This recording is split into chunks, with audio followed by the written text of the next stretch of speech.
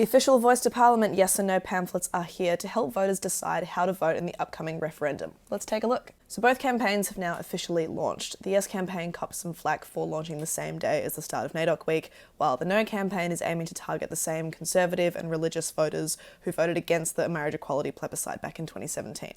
The Australian Electoral Commission released both government-authorised pamphlets on Tuesday morning, outlining the reasons to vote for or against amending the Constitution to enshrine an Indigenous voice to Parliament, Labor's key election promise.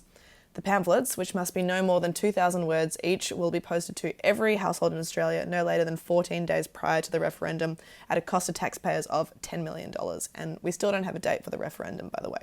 So what did they say? The Yes pamphlet says voting yes is about recognising Aboriginal and Torres Strait Islander people in our Constitution and paying respect to 65,000 years of culture and tradition, listening to advice about matters that affect their lives so governments can make better decisions, and making practical progress in Indigenous health, education, employment and housing so people have a better life.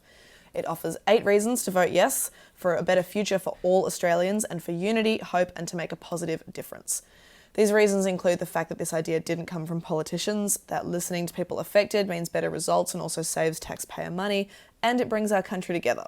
The pamphlet uses language like, "It's a change only you can make happen," and outlines some reasons why we need a voice, like First Nations people have shorter life expectancies than non-Indigenous Australians, they have worse rates of disease and infant mortality and suicide, and fewer opportunities for education and training. The No pamphlet begins by flagging that, if passed, this voice would represent the biggest change to our Constitution and our democracy in our history. Our Constitution hasn't been altered since 1977.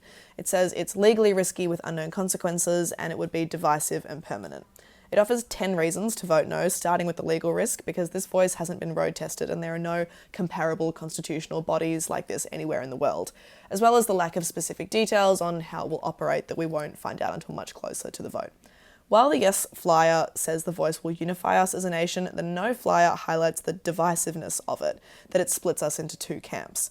It also interestingly cites that opening the door to more activism is a reason to vote no, because if there is a constitutionally enshrined voice, calls to abolish Australia Day, to change our flag and other institutions and symbols that are important to some people would grow louder. Both pamphlets conclude with calls to action. The No says, "This is a very important decision. Unfortunately, the legitimate questions and concerns of many Australians have been dismissed. Fortunately, this referendum won't be decided by politicians, corporations or celebrities. It will be decided by every Australian. It affects every Australian. If you don't know, vote no."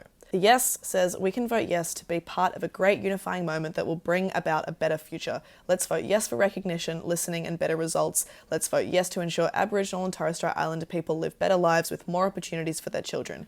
In a spirit of unity, let's vote yes together. This referendum will be a defining moment for Australia and for Anthony Albanese's Prime Ministership. This was the first thing he mentioned in his election victory speech, but it's not a shoo-in.